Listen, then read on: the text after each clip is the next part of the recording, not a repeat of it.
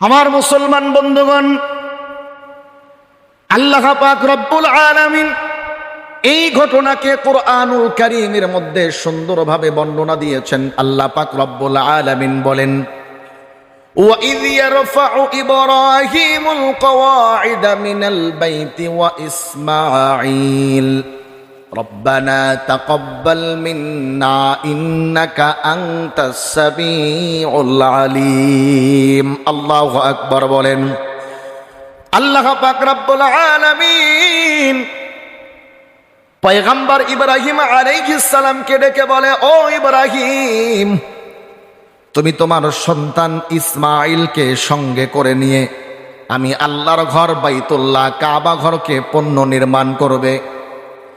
তোমাদের কাজ হলো রাজমিস্ত্রির কাজ করা, একটা পাথরের উপরে আর একটা পাথরকে সাজিয়ে আমি আল্লাহর ঘরকে নির্মাণ করা। তাফসীরের কিতাবের মধ্যে লেখা হয়, পয়গম্বর ইব্রাহিম আলাইহিস সালাম আল্লাহকে প্রশ্ন করলেন, ওগো আল্লাহ, কোন জায়গায় আপনার ঘর নির্মাণ করব?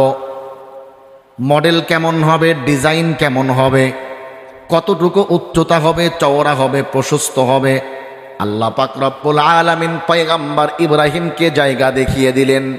ও ইব্রাহিম, যেই জায়গায় তোমার সন্তান আর তোমার বিবির বসবাস, পাশে আমি আল্লাহর ঘর বাইতুল্লাহ, আমি আল্লাহ তাআলা মানুষ সৃষ্টির 50,000 বছর আগে আমি আল্লাহ এই ঘরকে নির্মাণ করেছি। ইব্রাহিম রে, একটু মাটিটা সরাও, একটু বালুগুলো সরাও, দেখতে পারবে আমি আল্লাহর ঘরের স্ট্রাকচার দেখা যাবে। আমি আল্লাহর বাইতুল্লাহর ওই স্ট্রাকচারের উপরেই তুমি একটার পরে একটা পাথর দিয়া, কাদা দিয়া, মাটি দিয়া আমি আল্লাহর ঘর আবার পুনর্নির্মাণ করবে। বলেন সুবহানাল্লাহ।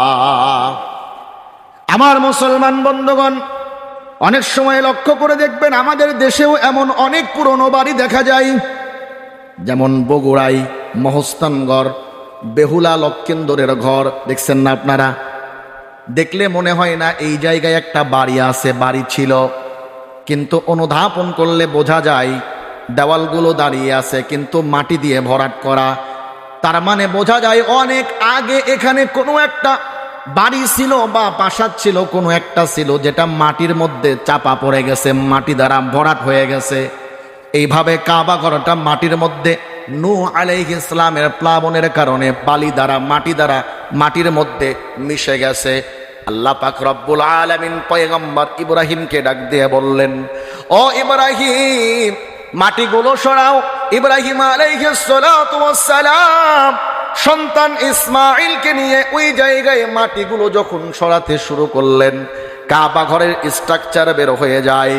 আমার আল্লাহ বলেন, ইব্রাহিম রে, যেই স্ট্রাকচার আমি আল্লাহর ঘরের আছে, ওই স্ট্রাকচারের উপরে, ওই মডেলের উপরেই তুমি একটার পরে একটা পাথর দিয়ে আমি আল্লাহর ঘর বাইতুল্লাহকে নির্মাণ করবে। বলেন সুবহানাল্লাহ। আমার মুসলমান বন্ধুগণ, পয়গম্বর ইব্রাহিম আলাইহিস সালাতু ওয়াস সালাম কাজ শুরু করে দিলেন, সন্তান ইসমাইলকে নিয়ে কাজ শুরু করে দিলেন। তাফসীরের কিতাবের মধ্যে লেখা হয়, এজন্য রাজমিস্ত্রির কাজকে পয়গম্বরদের সুন্নাত বলা হয়। সুবহানাল্লাহ বলেন। ইব্রাহিম আলাইহিস সালাম কাজ শুরু করে দিলেন, একটার উপর একটা পাথর দিয়ে কাবা ঘরকে নির্মাণ করেন।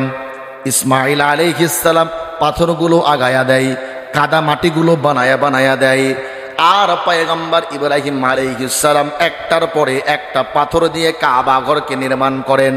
কিছুটা উঁচু হওয়ার পরে ইব্রাহিম আলাইহিস সালাম বড় একটা সমস্যার সম্মুখীন হলেন। আল্লাহকে ডেকে বলেন, ওগো আল্লাহ, যে পর্যন্ত কাবা ঘরকে নির্মাণ করলাম, এর উপরে তো আর পাথরগুলো গাঁথার মতো ক্ষমতা আমার নাই, কিভাবে এর উপরে পাথরগুলো দিব?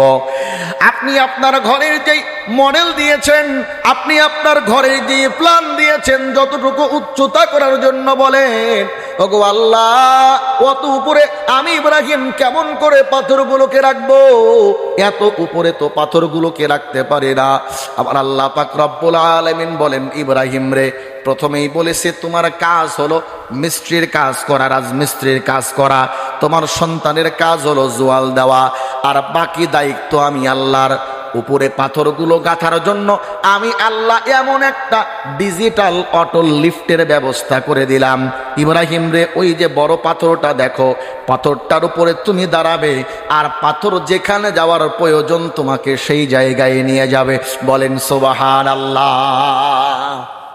হাজী সাহেব যারা আছেন এখনো দেখবেন মাকাম ইব্রাহিমের মধ্যে, হাতিমে কাবার মধ্যে মাকাম ইব্রাহিম নামে একটা পাথর রাখা আছে। যেই পাথরের উপরে ইব্রাহিম আলাইহিস সালাম পা রাখতেন, আর যখন উপরে যাওয়ার প্রয়োজন পাথর একা একাই উপরে চলে যেত। সুবহানাল্লাহ। বর্তমান বিজ্ঞান হাজার হাজার বছর পরে এসে বর্তমান বিজ্ঞান লিফট তৈরি করেছে। সুইচ টিপলে উপরে যায়, নিচে নামে। কথা বলেন ঠিক কিনা? সুইচ টিপলে উপরে যায়, আবার সুইচ টিপ দিলে নিচে নেমে চলে আসে। আমার আল্লাহ এই দুনিয়া সৃষ্টির হাজার হাজার বছর আগে, বিজ্ঞানীদের এই আবিষ্কারের হাজার হাজার বছর আগে আমার আল্লাহ এমন লিফট তৈরি করেছেন। বলেন সুবহানাল্লাহ। যার নিদর্শন এখনো বাইতুল্লাহর পাশে হাতিমে কাবার মধ্যে আল্লাহ রেখে দিয়েছেন। ইব্রাহিম আলাইহিস সালাম এই পাথরের উপরে দাঁড়ান, সন্তান পাথর ধরাইয়া দেন। ইব্রাহিম আলাইহিস সালামের উপরে যাওয়ার প্রয়োজন, পাথর একা একা উপরে চলে যায়। সুবহানাল্লাহ বলে। আমার মুসলমান বন্ধুগণ, ইব্রাহিম আলাইহিস সালাতু ওয়াস সালাম দীর্ঘ সময় পর্যন্ত সন্তানকে নিয়ে বাইতুল্লাহর কাজ করলেন, বাইতুল্লাহকে নির্মাণ করলেন। বাইতুল্লাহকে পূর্ণ নির্মাণ করা হলো। কাজ যখন শেষ হয়ে গেল, এবার ইব্রাহিম আলাইহিস সালাতু ওয়াস সালাম বাইতুল্লাহকে জড়ায়া ধরেন। জড়ায়া ধরার পরে দোয়া করেন। ইব্রাহিম আলাইহিস সালাম আল্লাহকে ডেকে বলেন, রব্বানা ওয়াবআথ ফীহিম রাসূলাম মিনহুম ইয়াতলু আলাইহিম আয়াতিকা ওয়া ইউআল্লিমুহুমুল কিতাবা ওয়াল হিকমাতা ওয়া ইউযাক্কিহিম ইন্নাকা আনতাল আজিজুল হাকীম। আল্লাহু আকবার বলেন। মিস্ত্রি কাজ করার পরে মালিকের কাছ থেকে মজুরি নেয়। কথা বলেন ঠিক কিনা? আল্লাহর নবীজিও বলেন, শ্রমিকের মজুরি তোমরা বিটিয়ে দাও। শ্রমিকের ঘাম ঝরার আগে, ঘাম শুকার আগেই তার মজুরি মিটাইয়া দাও। ইব্রাহিম আলাইহিস সালাম আল্লাহর কাছে মজুরি চাই। আল্লাহু আকবার বলেন। আল্লাহকে ডেকে বলে, ওগো আল্লাহ, একটা কাজ আপনি দিলেন, আপনার ঘরকে পূর্ণ নির্মাণ করতে হবে। প্ল্যান প্রোগ্রাম সবকিছু দিয়ে দিলেন গো আল্লাহ। আপনার প্ল্যান প্রোগ্রাম অনুযায়ী আপনার ঘর বাইতুল্লাহ নির্মাণ করলাম। বড় কষ্ট করে আমি আমার কলিজার টুকরা সন্তান ইসমাইলকে সঙ্গে নিয়ে আপনার এই কাজকে আঞ্জাম দিলাম গো আল্লাহ। এবার মজুরি পাওনার সময় আল্লাহর কাছে দোয়া করেন, রব্বানা ওয়াবআথ ফীহিম রাসূলাম মিনহুম ইয়াতলু আলাইহিম আয়াতিক ইয়াতলু আলাইহিম আয়াতিকা ওয়া ইউআল্লিমুহুমুল কিতাবা ওয়াল হিকমাতা ওয়া ইউযাক্কিহিম ইন্নাকা আনতাল আজিজুল হাকীম। ইব্রাহিম আলাইহিস সালাম আল্লাহকে ডেকে বলেন, ওগো আল্লাহ, পবিত্র কাবাকে বুকের মধ্যে জড়াইয়া ধইরা আপনার কাছে দোয়া করি গো আল্লাহ। সন্তানকে নিয়ে বড় কষ্ট করে কাবা ঘর নির্মাণ করলাম, একটু একটু করে কাবা ঘরকে পূর্ণ নির্মাণ করলাম। ওগো আল্লাহ, আমার সন্তান ইসমাইলের বংশ থেকে এমন একটা নবী আপনি দান করবেন, যেই নবীর মধ্যে গুণ থাকবে 4টা। আওয়াজ করে বলেন কয়টা? ইব্রাহিম আলাইহিস সালাম আল্লাহকে ডাক দিয়ে বলে, ওগো আল্লাহ, এই যে পরিশ্রম করলাম, কাজ করলাম, মজুরি হিসাবে আপনার কাছে একটা জিনিস চাই। আমার সন্তান ইসমাইলের বংশ থেকে এমন একটা নবী আপনি দান করবেন, যে নবীর মধ্যে গুণ থাকবে 4টা। 1 নম্বরে ইয়াতলু আলাইহিম আয়াতিক, আপনি তার উপরে যেই কিতাব নাজিল করবেন, ওই কিতাব থেকে মানুষকে তেলাওয়াত করে করে শোনাবে, আপনার দ্বীনের কথাগুলো মানুষের দ্বারে দ্বারে পৌঁছায়া দিবে। ওয়া ইউআল্লিমুহুমুল কিতাব, ওই কিতাবের শিক্ষা মানুষকে দিবে। ওয়াল হিকমা, এবং প্রজ্ঞা সম্পূর্ণ হবে, মানুষকে প্রজ্ঞা দান করবে, মানুষকে হিকমা দান করবে। ওয়া ইউযাক্কিহিম, এবং ওই কিতাব দ্বারা হিকমা দ্বারা মানুষের আত্মাটাকে পরিশুদ্ধ করবে, মানুষকে পাপের কাছ থেকে বিরত থাকার জন্য বলবে। এই 4টা গুণ আপনি ওই পয়গম্বর, ওই নবীকে দান করবেন, যেই নবীটা আমার সন্তান ইসমাইলের বংশ থেকে হবে। আমার আল্লাহ পাক রব্বুল আলামিন পয়গম্বর ইব্রাহিমকে রেখে বলে, ইব্রাহিম রে, আমি আল্লাহর কাছে তুমি যা চাও আমি আল্লাহ তোমারে দিয়ে দিলাম। আমি ইসমাইলের বংশ থেকে এমন একটা নবী দান করব, যেই নবীর মধ্যে এই 4টা গুণ বিদ্যমান থাকবে। বলেন সুবহানাল্লাহ। তোমার দোয়া আমি আল্লাহ কবুল করলাম। তোমার সন্তান ইসমাইলের বংশ থেকে এমন একটা নবী আমি দান করব, যার মধ্যে এই 4টা গুণ থাকবে। 1 নম্বরে, আমি তাকে যেই কিতাব দান করব সে কিতাব থেকে তেলাওয়াত করে মানুষকে শোনাবো। নাম্বার 2, ওই কিতাবের শিক্ষা মানুষকে দিবে। নাম্বার 3, হিকমা অর্থাৎ কৌশলের মাধ্যমে মানুষকে দ্বীনের দাওয়াত দিয়ে দ্বীনের দিকে ফেরাবে, মানুষকে হিকমা কৌশল শিক্ষা দিবে। ওয়ায়ুযাক্কিহিম, এবং এই কোরআন হাদিস এর মাধ্যমে মানুষের আত্মাটাকে পরিশুদ্ধ করবে। যে আত্মার মধ্যে গায়রুল্লাহর প্রেম মোহাব্বত, ওই আত্মাকে পরিশুদ্ধ করে আমি রবের মোহাব্বত ভালোবাসাকে আত্মার মধ্যে জায়গা দিবে। এই 4টা গুণওয়ালা নবী আমি তোমার বংশের মধ্যে, তোমার সন্তানের বংশের মধ্যে আমি আল্লাহ পাঠাবো। বলেন সুবহানাল্লাহ। আল্লাহ পাক রব্বুল আলামিন দীর্ঘ সময় পর্যন্ত বনি ইসরায়েলে নবী আসতেছিল। দীর্ঘ সময় কাল পরে আল্লাহ পাক রব্বুল আলামিন ইব্রাহিম আলাইহিস সালাতু ওয়াস সালামের বংশের ধারায় আল্লাহ তাআলা আমাদের নবী, বিশ্ব নবী মুহাম্মদুর রাসূলুল্লাহ সাল্লাল্লাহু আলাইহি ওয়াসাল্লামকে পাঠালেন। সুবহানাল্লাহ। বল, যার মধ্যে আল্লাহ তাআলা এই গুণগুলোকে বিদ্যমান রাখলেন। আল্লাহর নবীজি তার 23 বছরের জিন্দেগি, নবুয়তের জিন্দেগি মানুষকে দাওয়াত দিয়েছেন, কোরআনের দিকে ডেকেছেন। কথা বলেন ঠিক কিনা? কিসের দিকে ডেকেছেন? কোরআনের দিকে। আমার মুসলমান বন্ধুগণ, আল্লাহ পাক রব্বুল আলামিন আমার আপনার নবী, বিশ্ব নবী মুহাম্মদুর রাসূলুল্লাহ সাল্লাল্লাহু আলাইহি ওয়াসাল্লামকে কেমন হিকমা প্রজ্ঞা দান করেছিলেন। সিরাতের কিতাবের মধ্যে লেখা হয়, কাবা ঘরের পরিচর্যা এটা কুরাইশদের কাছে বড় মূল্যবান কাজ ছিল। যদিও তারা শিরিক করত, আল্লাহর সঙ্গে শরিকানা সাব্যস্ত করত, কাফের ছিল, কিন্তু কাবা ঘরের প্রতি তাদের বড় মায়া, মোহাব্বত, ভালোবাসা ছিল। কাবা ঘরের সঙ্গে তারা কখনো বেয়াদবি করত না। কাবা ঘরের পরিচর্যাকে তারা সৌভাগ্যের বিষয় মনে করত। হঠাৎ করে ঝড় বৃষ্টির কারণে, বন্যার কারণে কাবা ঘরের কিছুটা ক্ষতি হয়ে গেল।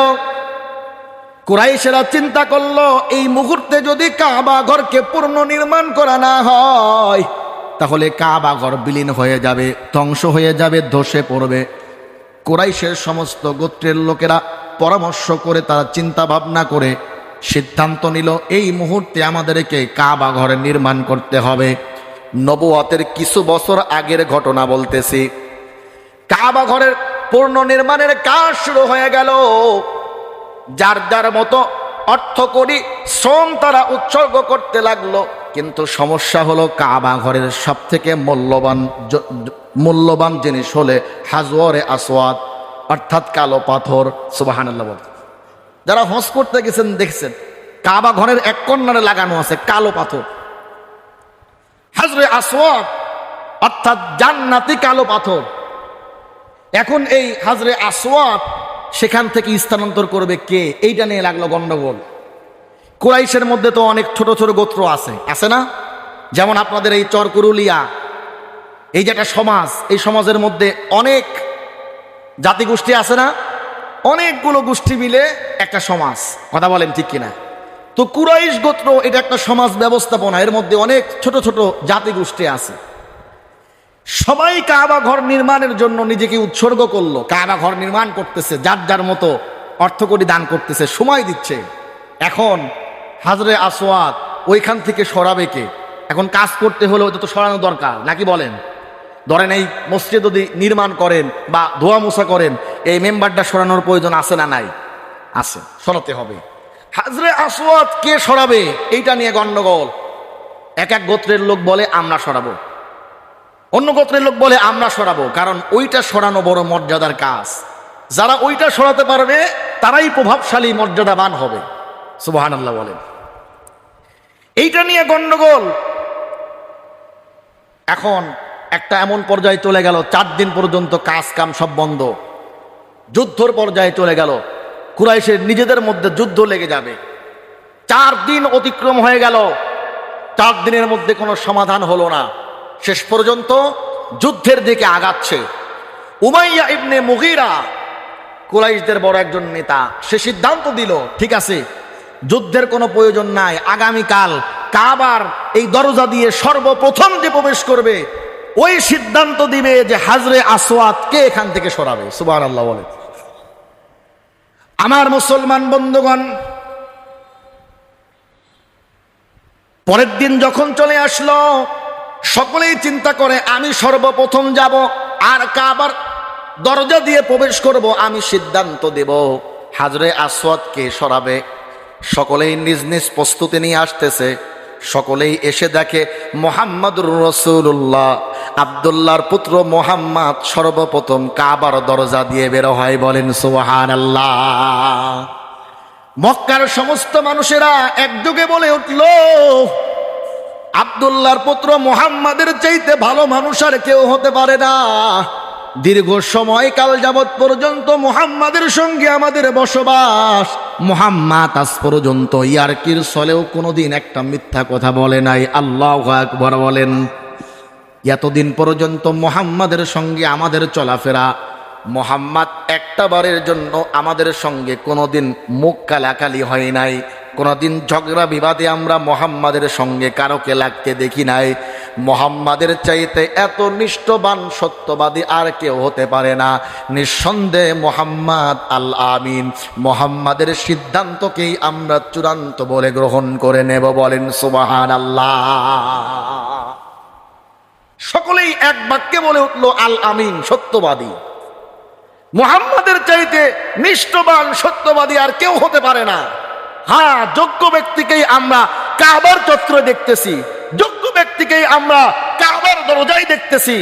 মুহাম্মাদই আমাদেরকে চূড়ান্ত সিদ্ধান্ত দিতে পারবে, যেটা আমাদের জন্য, সকলের জন্য কল্যাণকর হবে। আল্লাহু আকবার বলে। সকলেই আল আমিন বলল, সত্যবাদী বলল, স্বীকৃতি দিল। আমার মুসলমান বন্ধুগণ, আল্লাহর নবী কেমন বিচক্ষণতার পরিচয় দিলেন। আল্লাহ তাআলা আমার আপনারও নবী, বিশ্ব নবী মুহাম্মদুর রাসূলুল্লাহ সাল্লাল্লাহু আলাইহি ওয়াসাল্লামকে কেমন প্রজ্ঞা দান করেছেন, কেমন হিকমা দান করেছিলেন। আল্লাহর নবীজি তার গায়ের চাদরটা জমিনের মধ্যে বিছায়া দিলেন, নিজ হাতে হাজরে আসওয়াদটাকে চাদরের মাঝখানে রাখলেন। এবার সমস্ত গোত্রের মানুষকে বললেন, তোমাদের গোত্রের এক একজন প্রধানকে আমার সামনে নিয়ে আসো। প্রধানরা সামনে চলে আসলো। আল্লাহর নবীজি এবার বললেন, চাদরের কোনাগুলো তোমরা শক্ত করে ধরো। সমস্ত গোত্রের লোকেরা চতুর্দিক দিয়ে চাদরের কোনাগুলো ধরলো। সকলে মিলে ধরে পাথরটাকে এক জায়গায় থেকে আর এক জায়গায় স্থানান্তর করলেন। বলেন সুবহানাল্লাহ। সকলেই খুশি হলেন, কারণ চাদরের মাঝখানে যখন হাজরে আসওয়াদ রাখছেন, চতুর্দিকে সবাই ধরছে, তো সকলের অংশীদার পাওয়া গেছে না? কথা বলেন, পাওয়া গেছে কি না?